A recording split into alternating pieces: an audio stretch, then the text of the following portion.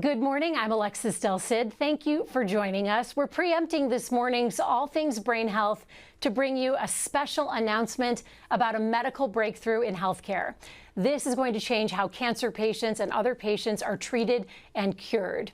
We've assembled a distinguished panel of experts to explain what's happening and how it impacts the region. Then we'll do a deeper dive into the medical science, and we'll also meet a patient. Now to our panel. It includes Tammy Peterman.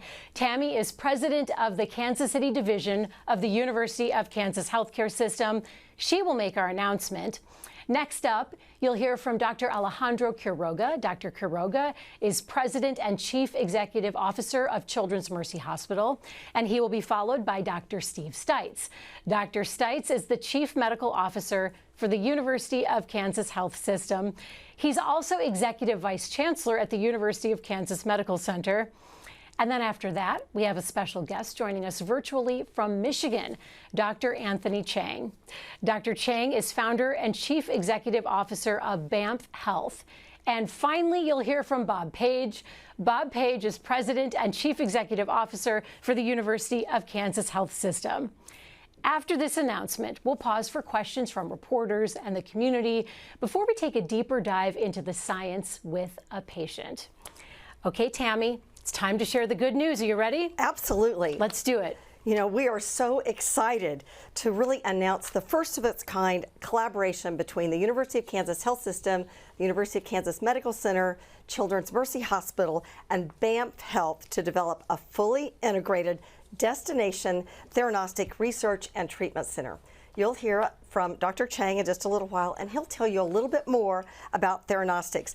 But essentially, it's the next major advancement in the treatment and diagnosing of cancer, as well as some neurological conditions and other conditions as well. We already offer a few theranostic treatments today, but I think this is really an opportunity for us to have the next major advancement in diagnosing and treating. You'll hear more about that as well, but this is really a significant advancement in research and treatment offerings, not only for patients in Kansas City, but the region, the nation, and beyond. There will be more diagnostic and therapeutic options through clinical trials, and as those move through the clinical trial process and are FDA approved, we'll have the infrastructure, we'll have the experience, we'll have the processes so that we can deliver those treatments more effectively and quickly. This is a new model, and it's really a game changer for the public-private collaboration that can truly advance science, research, and medicine. It's pretty exciting, Alexis. So exciting. And for the next question, I want to direct it to Dr. Alejandro Quiroga. Dr. Quiroga, what does this announcement mean for patients and families who receive their care from Children's Mercy Hospital? Well, I appreciate being here, and this is a phenomenal question because what this means, it means hope. It means that patients won't have to travel to seek a clinical trial, and those clinical trials will come here to our city, in Kansas City, and we will attract other patients and we'll deliver a bold vision for the future of pediatric medicine. What this will accomplish is the first of its kind, vertically integrated collaboration between a comprehensive cancer center, a children's hospital, a quaternary children's hospital, and a healthcare system in the university. This is going to bring emerging therapies for patients that otherwise might not have that kind of help. Dr. Steve Stites, I want to direct my next question to you. We've all heard how theranostics will benefit patients. So how will this impact residents, fellows, and the research? You know, this is a brilliant moment. I've been in medicine for 44 years, and after 44 years, what you can say is this is the golden age of medicine, and we're seeing rapid advances that are changing the face of medicine. Those advances occur because of the impact of research into patient care. I've been lucky enough to see it in some of the patients I take care of, and many of us have.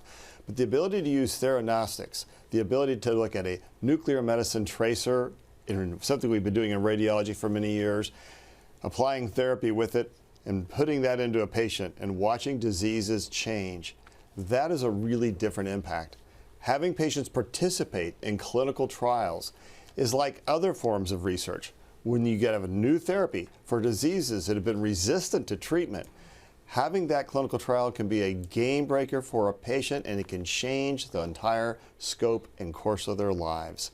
And the chance to do it between KU and Children's Mercy Hospital, holy cow, that is something we could have only dreamed of a few years ago. So this is really a major breakthrough for us in our community, for our patients, and for our learners, because they're going to see the best of healthcare taking place amongst the best of partners. That's the way we should always be working together every day. It's huge. I want to ask Dr. Chang, who's joining us virtually from Michigan. Dr. Chang, it might seem to some people that Theranostics is an overnight success, but in truth, this has been around in the scientific world for a while. So why now and why here? Yeah, thank you, Alexis. I mean, it's my great honor to standing at this milestone and a historic moment with two great partners right over here. The concept of Theranostics has been there for a long time. However, it takes generations of research and scientists and doctors to make these things happen. And finally, we got our prime time, get the technology, make it accessible to the patients. But the challenge over here still, like the infrastructure is not right, and there's still a lot more research we need to work together.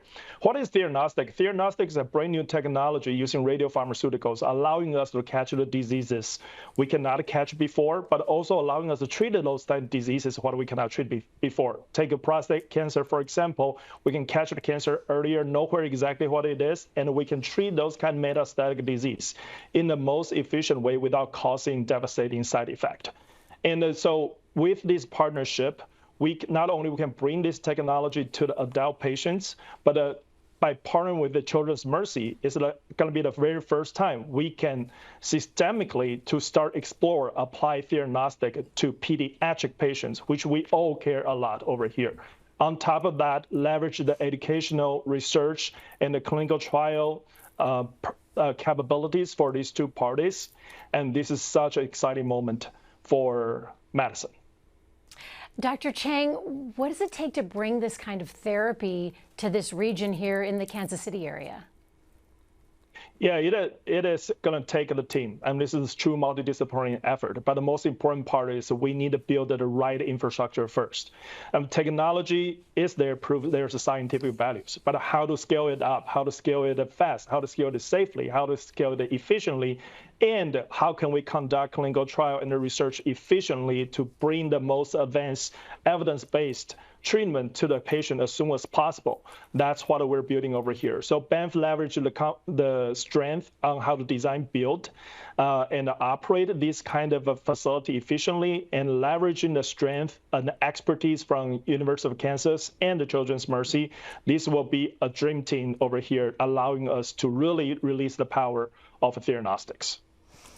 Bob, I love that he said dream team. I do too. That was awesome. It's fantastic. So our focus is always on the patient. It is. We've heard thank you, Dr. Chang. We've heard such promising news this morning on that front. So Bob, what will bringing Theranostics to the region mean beyond patient care? Well, one of the things that I think we've been focused on here is to how to make Kansas City a destination for healthcare and for research. I think we've done that. Our two organizations have been very successful in drawing patients nationally and internationally. This is going to allow us to continue that journey. What we're going to do now is not only have patients stay local, which is great, but we're going to have patients coming to Kansas City for this treatment. So I think what we've done, I mean, if you think about what's going on in Kansas City, the transformation in Kansas City has been phenomenal. A lot of that has been sports driven. Some people might say it's barbecue driven, but at the end of the day, it's going to be healthcare driven in this case. And what we're going to do is first, the community has been really looking forward to Children's and KU coming together. This is a prime example of us doing that. Now we have a partner outside of the state who wants to invest in our community. And what that's going to do is just build an economic force here. It's going to build a healthcare destination. I think it's going to be great, but it's always about the patient. Want to take a little bit of time for reporter questions and community questions. Remember, you can write your questions or comments in the chat thread wherever you're watching this program, on YouTube or on Facebook. And if there are any reporters on the line, please say your name and your news organization.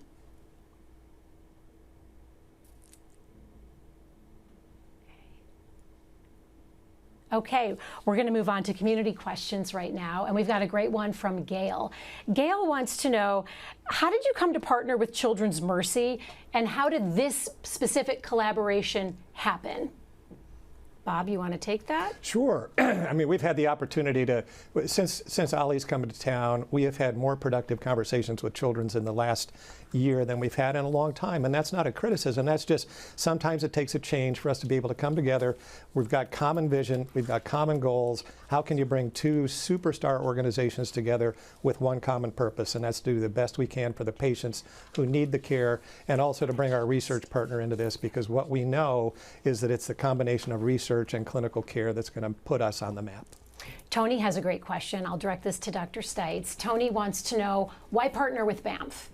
Well, you know, BAMF has expertise that no one else in the world has, and I think that's really the key reason. And for us, and I think Bob mentioned this concept of developing Kansas City into a destination healthcare takes both research and great clinical medicine.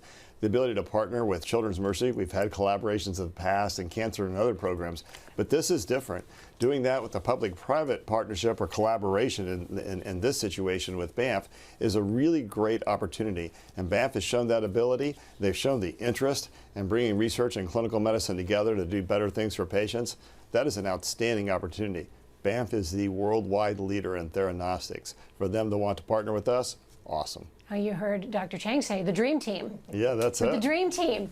Angie has a question about timetable. Angie wants to know, what is the timetable for this happening? Who wants to take that question? You can. So obviously this is a very sophisticated collaboration. There are 4 parties at the table, and there's new technology. So the best answer that we can give you right now is not soon enough, but hopefully soon. And don't you think, one of the things that we always say is, it'll take as long as it needs to take to do it well, to do it right. And I think that's what we'll do. And we have the right people around the table to move that timeline forward. As you said, we want to do it as quickly as we can, but we'll always do it right. Well said, Tommy. Dr. Quiroga, I have one more question for you. Carla wants to know, is this available for children right now? If not, when would it be? So that is what's beautiful about this partnership. Right now, there are not any current clinical indications that are FDA approved for theranostics as a therapy. And what we are trying to build here, what we will build here, is the capability to bring those clinical trials that will bring hope to the kids of Kansas City. So it is hard to tell exactly when they're going to be, but we know of a myriad of clinical trials going on right now. This is a promising field that is going to bring some solutions. It's going to bring new ways to diagnose and new ways to treat. This lends itself very well for pediatric care, as you will be able to control or deliver lower doses of radiation. It will be very precise. There's a lot of precision medicine that goes along these ways. And it plays to our strengths at Children's Mercy, where we are a destination for precision medicine. Alex has a question about jobs. He wants to know, will this create jobs? Bob? Well, obviously it will. I mean, think about our trajectory. We started out with 2,200 employees. We have 22,000 employees 27 years later. As we continue to create Kansas City as a destination for healthcare, we're going to create clinical jobs. We're going to create research jobs. We're going to create support jobs. This is just the beginning of some unbelievable opportunities that we have as a collective. And as Tammy said, do it well, do it right. Absolutely. With the dream and as team. soon as we can. Yes. Thank you so much. And it's time to dive deeper into the medical science. This is a science that provides a better future for patients like John Corbin. John received a radioactive heat-seeking missile through an IV. It was designed to target his aggressive prostate cancer. Reporter Angie Frizzo shows us. How do you feel? Do you feel good? I feel good. I feel great, I really do, and I'm not just saying that just to be saying it. John Corbins has stage 4 prostate cancer. The diagnosis back in 2016 was tough. The cancer had spread. The life expectancy of stage 4 when I first came was 5 years. Now that's great. Now that's great. 5 years. Because that was 10 years ago. John did hormone therapy and chemotherapy, and when that wasn't enough, his doctor prescribed Pluvicto. Here's the juice. A newer treatment. It's the good stuff. the good stuff. That's considered a theranostic. I talk about this as a heat-seeking missile. So that allows us to safely treat a bigger area in a way, cancer that has spanned a bigger area without radiating the entire area through and through, or doing, focused beams of radiation to many places, because that really wouldn't be safe or feasible. Theranostics is where therapy and diagnostics come together. First, doctors find your disease, then treat that specific target. It's mostly being used for cancer, but the possibilities are endless. There's hope for heart disease and neurological conditions like Alzheimer's and Parkinson's. Theranostics is being studied for applications in arthritis and infectious diseases. It might even be used in transplants, detecting early organ rejection and guiding localized therapies.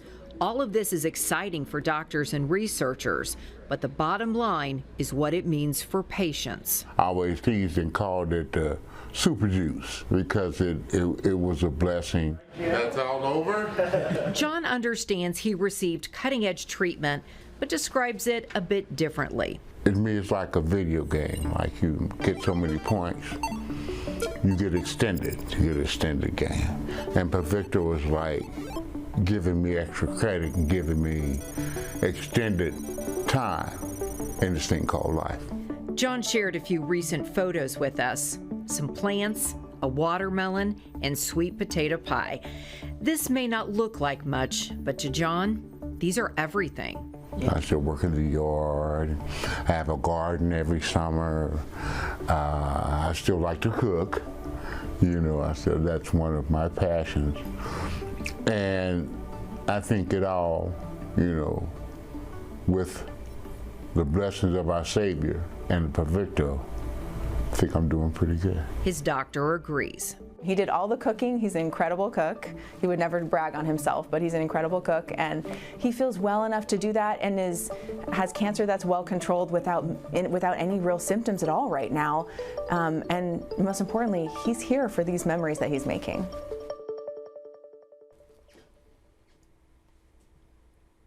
And as you can see, we've added some new faces to the discussion to help us take a closer look at Theranostics. Joining us this morning in the studio are Dr. Jeffrey Hosberlein. Dr. Hosberlein is a urologist and the physician-in-chief at the University of Kansas Cancer Center. Dr. Matthias Salate. Dr. Salate is a pulmonologist and a chief research officer. And Dr. Elizabeth Wolf. Dr. Wolf is the medical director of palliative and geriatric oncology services. And joining us virtually, we have Dr. Harshad, Kulkarni. Dr. Kulkarni is a chief medical advisor for BAMF Health. Also, Dr. Robert Steele, executive vice president and chief strategy and innovation officer for Children's Mercy Hospital. Dr. Wolf, I want to start with you. John is your patient. He looks great. He sounds great. So from a medical perspective, how is he doing, and why do you feel he was a good candidate for Theranostics? Well, he's a great candidate because, in part because of the disease with which he was diagnosed and the stage of that disease. He was diagnosed with prostate cancer, and it was metastatic at the time of diagnosis. But his cancer lights up on a PSMA PET scan, and since theranostic treatments have a predictive biomarker, in this case imaging, that's really what ruled him in for the treatment. He's had a beautiful response, and he's doing really well right now. Dr. Hosberlein, John received Pluvicto, and we've utilized other theranostics with other patients. So how does today's announcement change things for the health system and for patients?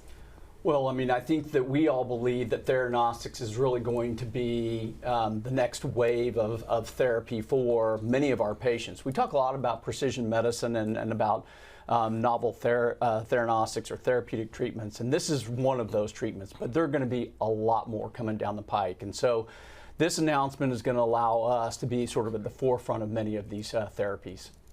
Dr. Salate, will there be clinical trials with Theranostics, and what will that research look like with these medical breakthroughs? So there will be a ton of clinical trials because there are only a few FDA-approved therapies currently, and you just heard from the two speakers that there was a patient with prostate cancer. But it's not only in cancer, it's in other diseases. So if you look at this, it's almost like a tsunami. There's a large number of clinical trials coming down the pike, and this initiative will actually give us the opportunity to participate in these clinical trials. When you think about diagnostics, you need these radiopharmaceuticals or these radioligands to have a very short half-life. You know, you want to detect something, you don't want them to stay around. For this, you need to have the ability to actually produce these kinds of radioligands at the location where you do these clinical trials. This is a huge progress for the region and for the people around here. And these clinical trials will hopefully, you know, you never know, but hopefully lead to many, many more diagnostic and therapies that we don't have today for any of these patients. When we hear the description of Theranostics, it's fascinating. Dr. Holzberlein, it's been described as a drone with GPS, a heat-seeking missile. Another analogy is that it's a beacon that finds the disease and then carries that radioactive payload. How do you describe Theranostics to patients, and what excites you most about it? Yeah, I mean, I do think sometimes it's difficult to describe Theranostics, and Dr. Wolf described it a little bit, but I think most simply, everybody's probably familiar with a PET scan. So a PET scan is a scan that really helps us detect cancer cells, any kind of cancer cells, pretty much anywhere in the body. Now think about a scan that can detect a specific or certain type of cancer in the body.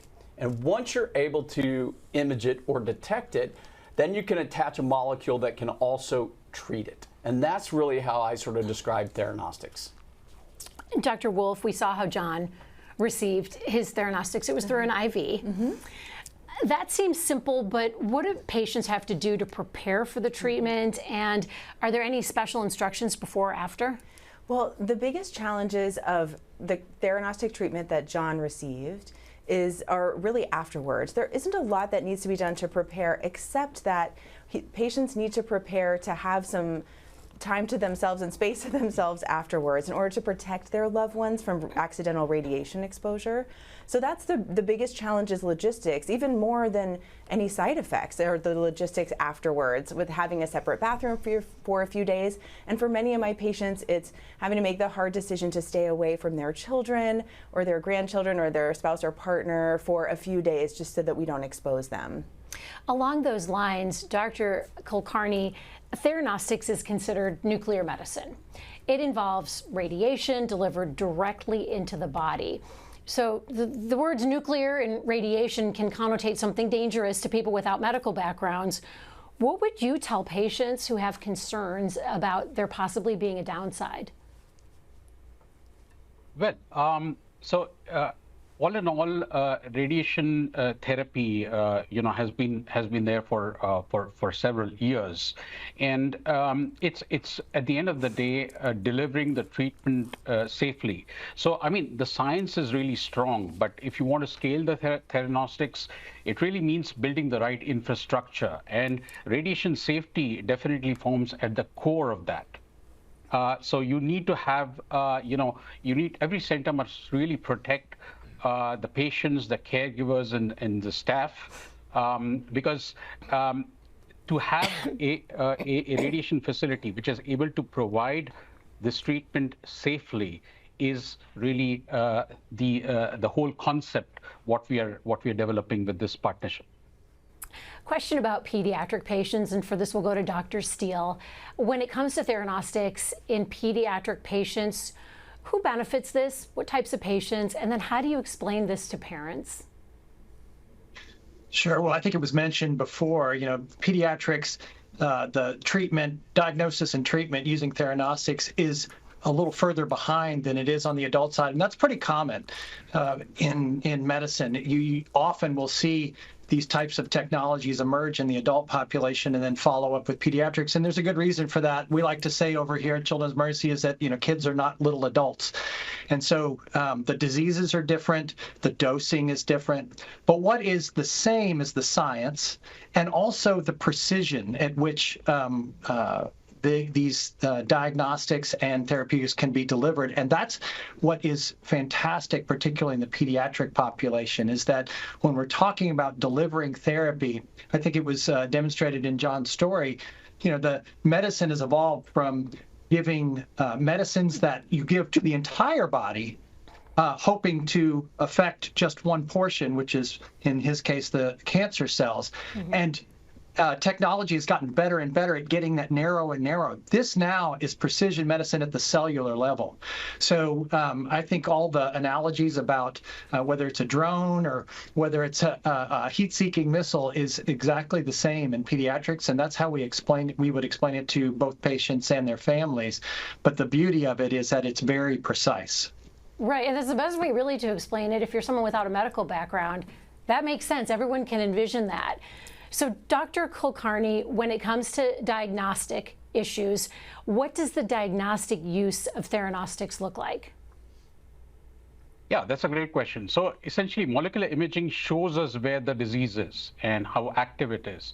And we use this information then to treat using radiopharmaceutical therapy. So I would again use the analogy of imaging as the GPS, and the delivery vehicle is the therapy. So without precise imaging, the treatment would be just a guesswork.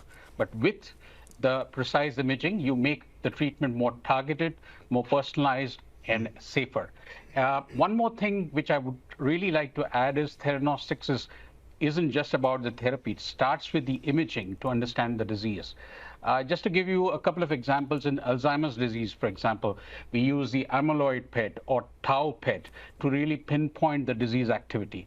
And once we see it, we guide that particular right treatment, like antibodies. So it doesn't have to be a radioactive treatment. So essentially, Theranostics and imaging, which is an integral part of Theranostics, leads us towards precision medicine. So it's right patient, right treatment, at the right time. How is it administered, Dr. Kulkarni, and then what happens after it's administered? So are you talking about the molecular imaging or the radiopharmaceutical therapy? Well, the principle is the same. So it involves an IV injection, and depending on what that radioactive isotope attached to the molecule is. If it is a diagnostic radionuclide, then that particular drug as a whole is used to image using positron emission tomography, a PET scan, as Dr. Holsby-Align talked about, or a SPECT scan. And if that particular radioisotope is a drone, then it goes inside and specifically bombards the tumor and spares the healthy normal tissue. Dr. Steele, Theranostics, we know it's not magic. Seems like it to those of us where you save lives, the lives of our family members, but it takes a team of specialists, including nuclear medicine physicians, technologists, radiopharmacists, radiochemists, physicists, sometimes dosimetrists, that all work alongside the oncologists and the nursing staff. How does partnering with the University of Kansas Cancer Center and the health system ensure that everyone from pediatric to adult patients receive this care?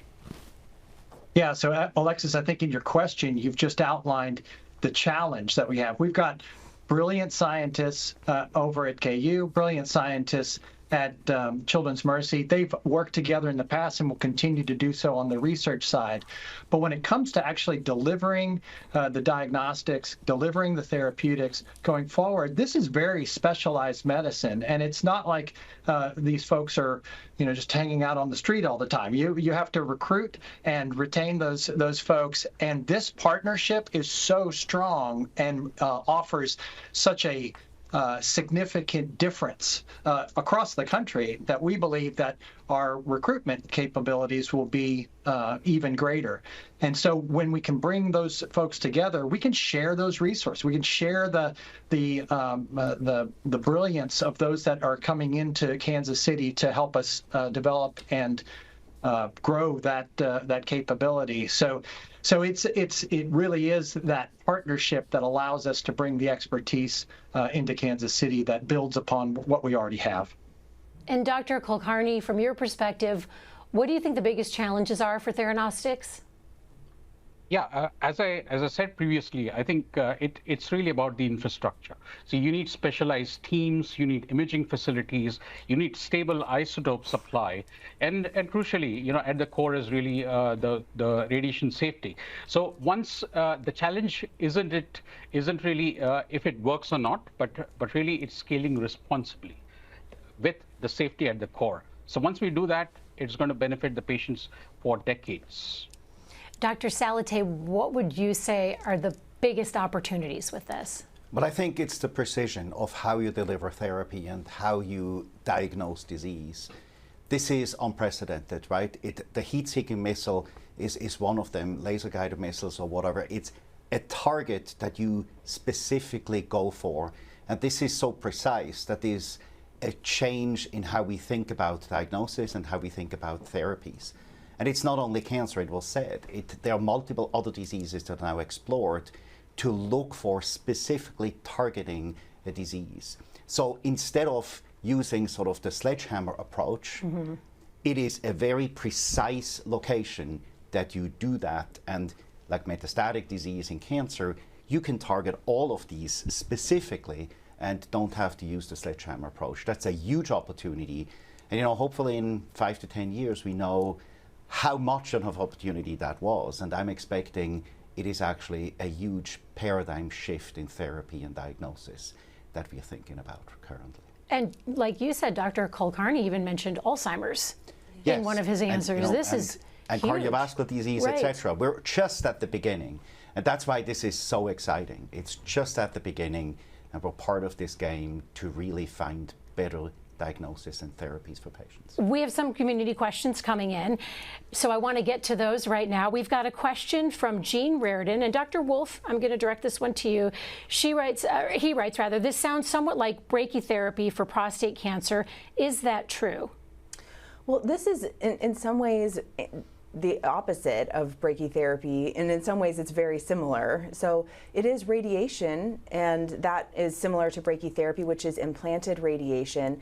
But rather than physically implanting radioactive seeds or using other ways that radiation is implanted into tissues, this is something that is administered systemically, but then finds its way to the places where it needs to help.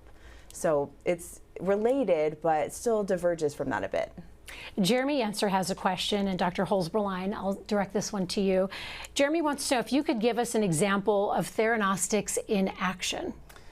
Well, we had the patient on of Dr. Wolf's earlier where we had somebody who has prostate cancer. They've had multiple different treatments, but yet the cancer has continued to progress and has spread to other locations in the body. The ability of our other medications or treatments to control that disease starts to reach its sort of end. And this, in this instance, where we can actually target a specific molecule that is on the surface of prostate cancer cells, allows us to administer this medicine. And again, this medicine is called Pluvicto, and it goes directly to those prostate cancer cells that express that molecule and then kills those cancer cells. So that's an example of where we can take a patient who's kind of quit responding to many other medications or treatments that we have and can continue to treat that patient effectively. And as I think he said, as the patient said, he can continue to enjoy his activities and things with his family and other things in life. We have a great question from the media coming in. It's also a long question. So buckle up, because he's directing it to the whole panel. Damian Doherty, the editor-in-chief of Inside Precision Medicine, writes this. Amazing work, folks, and important to see this important partnership in spearheading the use of Theranostics. Does your panel of experts feel the regulatory landscape is ready for prime time, given the complexity of the duality of the approach, in particular as we progress into new therapeutic areas? And does the panel anticipate any reimbursement challenges? Okay, I'm going to start right now out with Dr. Steele. Do you feel that the regulatory landscape is ready for this? Yeah, so I'll start, and I'll ask Dr. Kulkarni actually to jump in too, because he probably has more expertise.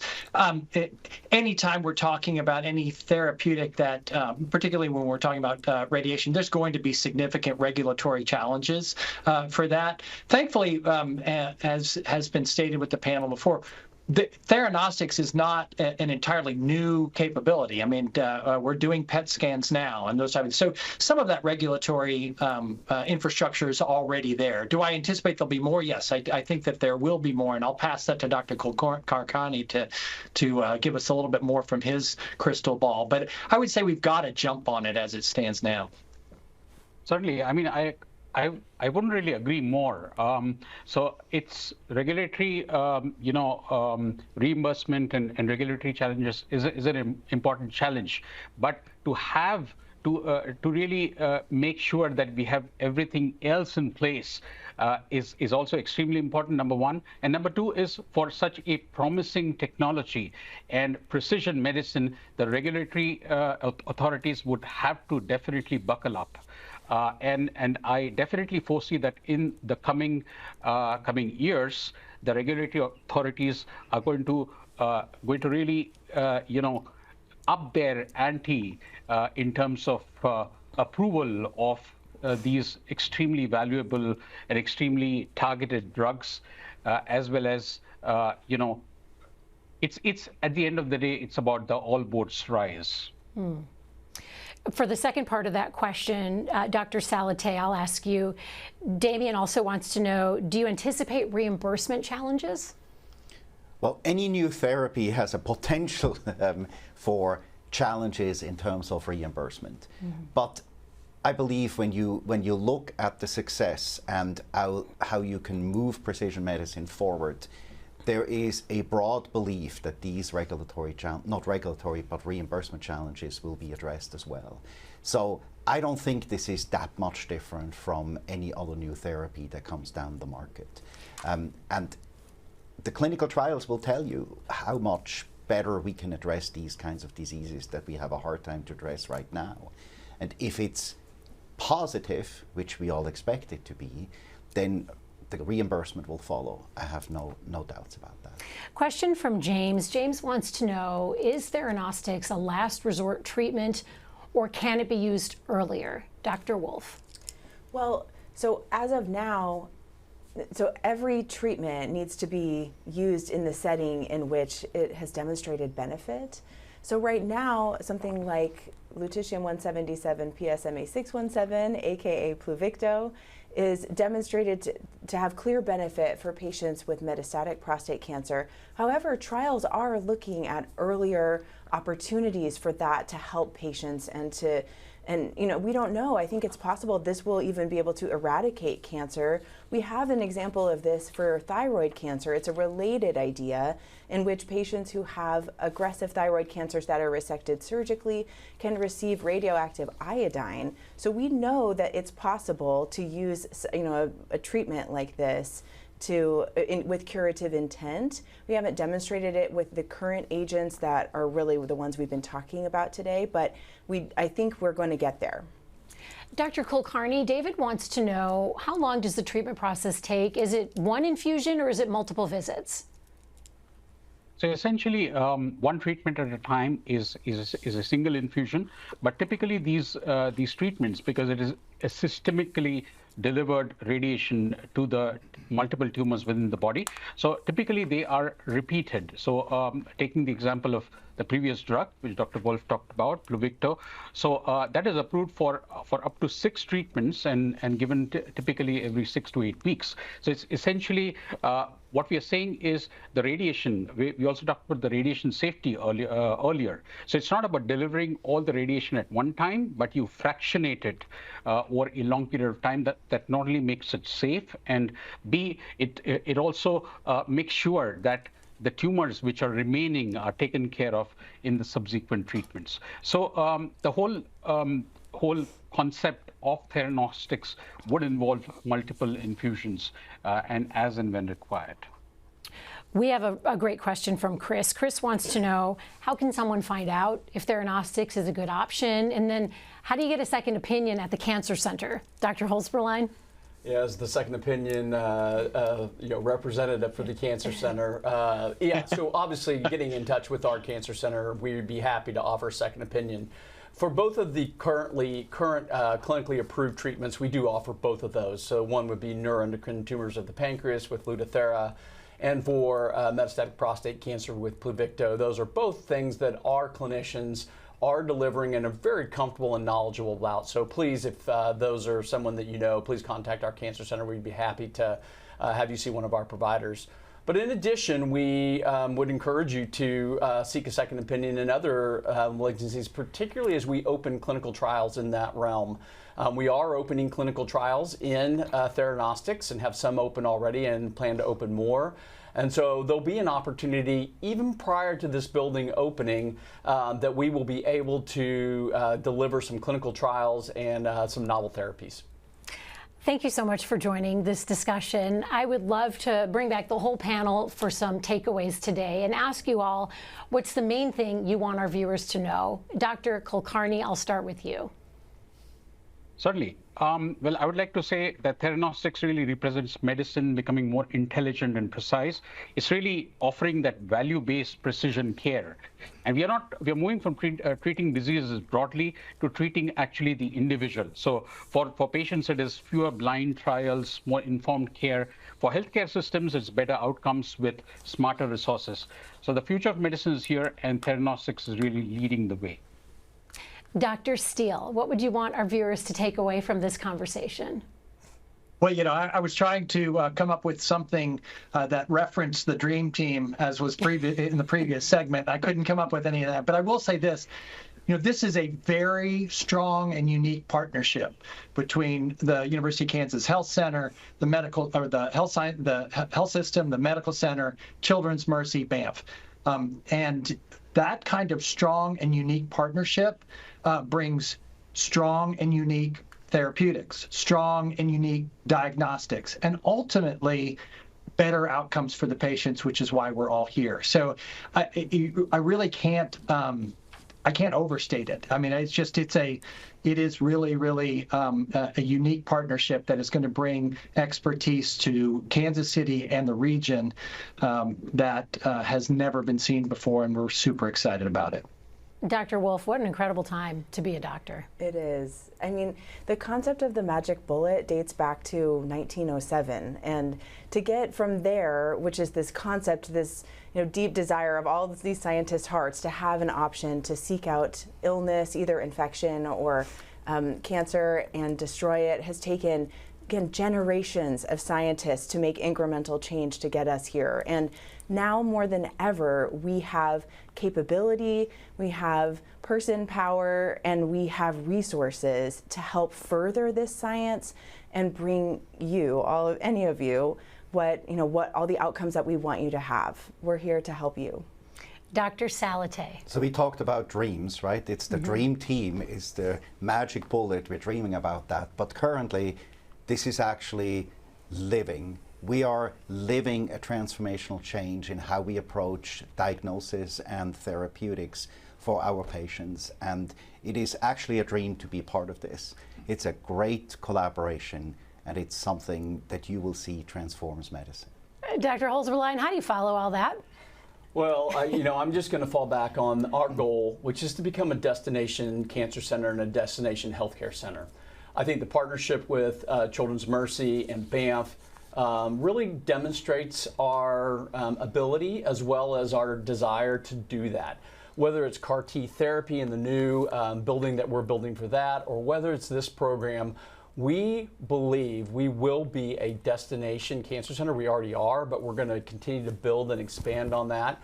We had the commercial a while back that said, why would you go anywhere else? And not only is it, why would you go anywhere else, but people should come here for treatment. Well, thank you again, doctors, for taking the time out of your busy day to join this conversation and this huge announcement. And thank you to our viewers for also submitting your questions and your comments. Tomorrow, we're back to regular programming with open mics.